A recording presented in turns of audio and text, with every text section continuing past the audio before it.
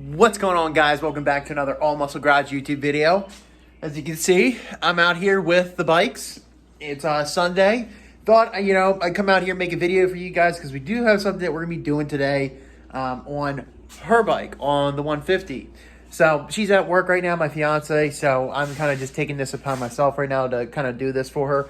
But ultimately what needs to happen right now is that the bike itself, it runs, right? It runs well. I've drove it. Everything works great. The biggest issue right now is that it keeps flooding itself sometimes upon start and doesn't like to continue itself to run. And then, it'll start up first kick right away. It'll run with that choke on, but then it'll just cut itself off, die. And then if you even try to cut the choke off, while it just started and started running cold, then it's going to kill it anyway. So eventually it just keeps killing itself and then shutting off and, bogging down. So I think it's a carb-related issue. Some of my friends think it's a carb-related issue. So that's what we're doing today. It doesn't hurt anything to be able to just pull this carb out, do a nice clean one on it, and just see kind of what difference that makes. Because I know Hondas are a pain to, keep them, or not keep them up, but to start them and let them warm up for a while. They're just known for that. So regardless, I think the best thing to do is just try pulling this carb out, cleaning it up, cleaning the jets in the carb, and just seeing what happens. Because, like I said, I think that's really what this bike needs. So I'm going to get to pulling this out. I've already kind of started it late last night. Was just kind of sitting around and hanging out with some friends. And I said, oh, you know what? Why not? Why not just start it? So I disconnected like 2 or 3 fuel lines, something like that. 3 lines, I should just say, is what I started. And from there, I'm going to start now over here on this other side. So as you see here, the carb, I did loosen up this clamp here and this clamp here that's connected to the motor. There's another clamp, you can see right there, my finger is, if you'll focus, right there, that's connected to the air box. I loosened all those up. Now I'm over here on this side, taking this bolt right here off, which I could probably do with my hands. And this is what's connecting, I believe, our clutch cable, I want to say, clutch and, things like that. So set this bolt down here. All right. Now I believe I can take this cover off. Oh, so now we see we got to, loosen that up there, that nut. And then from there, I think this cover should be able to come off. So I have more access to it. But, oh, there we go. Let's see it that way. Perfect. So we know that we're going to have to disconnect these lines. So be able to pull this carb out. Like I said, I'm going to get to work on doing that. From there, we'll see what it's got to do. I haven't done this in quite a while, so I'm going to have to remember how to do this exactly, but I know I'll figure it out, and we're going to get this carb out so we can do a good cleaning on it. All right, guys, so on this side, like I said, what I did is I pulled this cover off. You just saw me do that, take this little Allen head bolt out to expose the whole throttle here. As you can see, when I twist the throttle, boom, they move. This is actually the top one. It goes up here. You can see right in there, in that slot, and it goes into that one right there. And then the bottom one wraps around and goes to this bottom one here. So it exposes all of that and should be open. And I think this is all we need to do for this side. And like I said, we loosen these. I got to check this out. But I did notice something too when I got this, that this top one was really loose and wasn't on there properly. So like I said, well, we're going to get that fixed anyways. It's all off now, so that's good. And then from there, I don't think that's the issue because they both work as the throttle, and this bottom one was still working properly with the throttle. So, like I said, what I'm going to do now is move over to the other side and see what else needs to be disconnected. All right, guys, so we went a little bit further. We took the front plastic off, then took the rear gas tank off. The only thing that was holding the gas tank on was right there on each side of this bike was 2 bolts, 8mm bolts. Took those out, pulled the gas tank off, pulled the seat off, pulled these plastics off just to give myself some more room. So like you said, as you saw on the other side, I pulled those throttle cables off. I disconnected all the lines right here, the fuel lines. And then I disconnected the, I guess, I don't know exactly what this one is. I don't know if it goes to the clutch or throttle. I'm not sure. But disconnected this from right there. And then lastly, the throttle position sensor switch is right here. Took this off instead of, some people are saying to unplug it, which is this right here, but it's zip tied. It's all it's really hard to even get my hand in there to take this thing off. So I was like, you know what? I'm going to leave it there. It looks like it has never been removed. And I'm just going to take the one bolt that's holding it on right here. I'm going to take that off and just pull it off, which I did. So now at this point, the thing is free moving. You can see that over there. That's just the throttle cables, but they're already disconnected.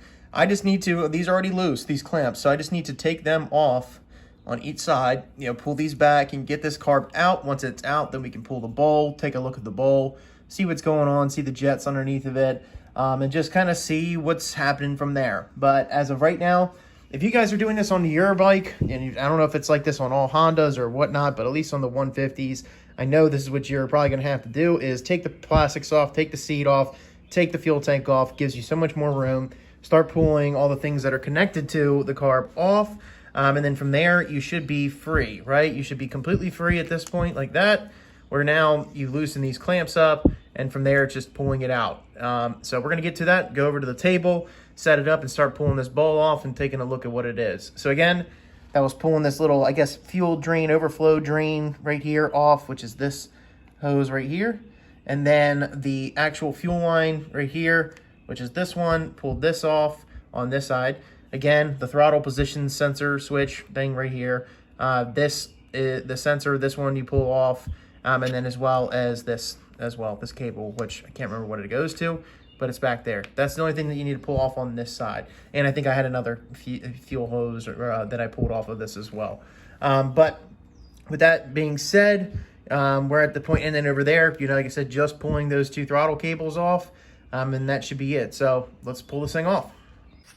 All right, guys, so here we are. Carb is out. Like I said, what I want to do is start pulling this bottom bowl off, which are that bolt, oh, sorry, you can't see, that bolt, and there should be one more here in the corner, right there my thumb is, that bolt. So, like I said, I'm going to pull those off. I'm going to check this bottom bowl, just see if there's any gunk in it, if it's bad, needs to be cleaned out, all those kind of things. We're going to clean it regardless. From there, I'm going to check all those jets. All right, guys, so here we are. We have the jets pulled out, the float is out. So what you did is, like, if you guys, I told you I pulled those 4 bolts out. You can see them here in the 4 corners of this fuel bowl. And you can see the bowl itself is actually pretty clean. I'm going to obviously clean it out with some carb cleaner. And same thing goes for in here. Now, once you get here, you're going to have your floats. So they're going to sit right in here, which is this, your float, right? It's going to sit right into this bowl. From there, it's this little pin that's right there across the top. Just slide that pin out. People are saying this little, I don't know, thing right here that goes up into right here on your float. They'll remove that, yada, yada, yada. No, you don't need to remove that to take it out. It's clean, just make sure it's clean. Remove this sliding pin that goes right here across the top between these 2 towers here, this one and this one. It goes right across to hold the float in there. Just pull that pin out, slide it out. You'll be able to take out your floats. From there, like I said, now you're getting to the point where you're seeing your jets. There's this one here, and right here. Now, that's these, of course, right here. So this is sitting like so, on like that. It'll come off once you pull the jets off. But ultimately, these two, the first one and this last one here, which are this one for this little guy, goes right here. And that's going to take a little flathead screwdriver. So that's what I got right here, flathead. I was able to pull this one out. Same goes for this bottom one here. I pulled that out with a flathead. They both have flatheads on them. If you can see, they both have flatheads on it. From there, take those out. And then you'll have the middle one. Now, I don't know what all these are called. I am not a bike person. I'm not a carb person. Someone might know watching this video what these are. But regardless, this is how you're going to want to clean them out, pull it out. I've done carb clean before where you just pull the bowl, clean all this stuff out, and should be good to go. As well as you might have this here, this adjustable air fuel type thing. Pretty much at this point, you want to just leave it in there in the spot that it's at. The biggest thing is when you go to actually install this back and you forgot how many clicks in terms of where it was exactly when you pulled it out. Just when you go to put it back in, turn it all the way down till it's snug, and then from there do a quarter, do it a full turn and a quarter, maybe out, and then from there, once it's all back on the bike and running, you can kind of play with it, adjust it, and see how the bike runs. But ultimately, you're here at this point. You've stripped it down, you pulled the jets out of the carb, spray some carb cleaner in here, in those areas, clean out the bowl, and then from there, spray through all these jets. Make sure everything is cleaned, right? There's no gunk in it, there's no little debris, there's no little crappy things that are in there from the fuel tank. Just clean them out completely, and then go from there. So that's exactly what I'm gonna do. I'm gonna go ahead and spray all this down, get it cleaned up, and then I'm gonna start putting it back on, and then once I have it all back together, we're going to get back to installing this on the bike, just the same way that we disconnected everything, put it all right back together. So I'm going to get to that now. All right, guys, so after a little bit of time and adjusting with the throttle cables, which became a big pain in the butt with this, got it running really good. So now at the point, I just actually took it for a little test drive, so it did start up good. I don't know why I did it off camera. I forgot to do it, but I just want to give you guys a little quick start. So it'll be kind of a warm start. But it runs way better. So, show you this clip right now.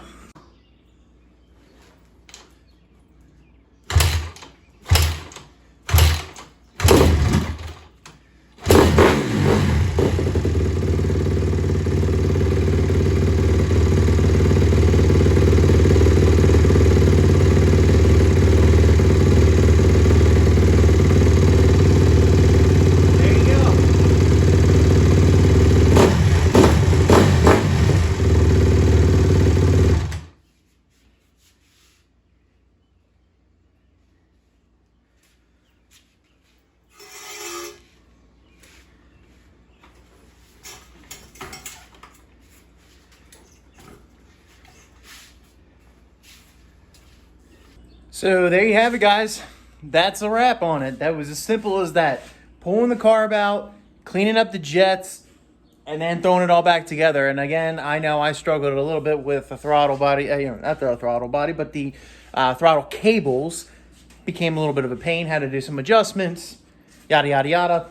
Got it back together. That's what probably took me like an hour messing with these throttle cables. But ultimately, it took me maybe an hour and a half, I think, I want to say, to really tear into it and take it apart and then put it all back together. So, yeah, with that being said, guys, that's a wrap for the video. You know, we're getting this thing running healthy. That's the one thing I was major about, like, before we go out riding. I want to make sure this thing runs so that she's not out there kicking it for days and just can't seem to get it running and just won't be able to ride. Simple as that.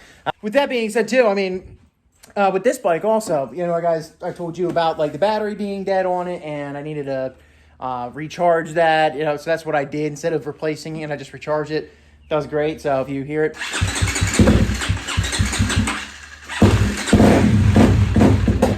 but it's really cold. So either way, but this bike runs good anyways. But yeah, it's been sitting. That was a really cold start. It's been sitting. So but yeah, with that being said, guys, these bikes are good to go. It's just a matter of now getting our helmets. So we have our boots right there. Riding gear wise, pants and shirts and stuff, don't have that yet. But ultimately, I think actually I have a set of pants and shirt, whatever. But regardless, do need to get a helmet and goggles. That's the next thing to do before we actually go out and ride. And I want to get a GoPro mount on there too, so that I can take you guys kind of like a POV on both of our bikes. So that being said, guys, gotten everything tuned up, ready to go. So probably the next video that you will see with these bikes is probably us actually riding them. So stay tuned for that. If you guys like this content, hit the smash that like button, drop a comment below, tell me what you guys think of these bikes, and then also maybe some mods. What do you think should we do to these things? Should we do anything normal? Should we leave them? Just show you content of us guys riding, go trail riding, track riding, whatever you guys think. Regardless, let me know, drop a comment below, and then as well, hit that subscribe button, guys. It's totally free to do. It helps me out in a long run. You guys really don't understand that with YouTube, this stuff ain't cheap doing this. And, I like doing it because ultimately this is what I've always wanted to do. And now that I've kind of been able to do it, it's great. Like, I want to share it with you guys as I'm doing this and everything I've always wanted to do with the truck, with dirt bikes, with whatever, off-road vehicles or any motorcycles, whatever the case may be. I want to share all that with you guys. So As long as I'm going through my journey and what I really want to do and what I want in life, I just want to take you guys along with that. You know, I want to keep you guys in the loop as to things that I'm doing and kind of inspire you guys to do the same. So, like I said, hit the subscribe button. It really helps me out. And then as well, stay tuned for more videos. You know, I'm telling you more will come. I mean, we got some stuff coming that we're going to be doing to the truck. Haven't ordered anything yet, but we'll be doing some stuff to the truck to make it really looking good. So, with that being said, guys, check in for the next video. And thanks again for watching another Almost a Garage YouTube video. See ya.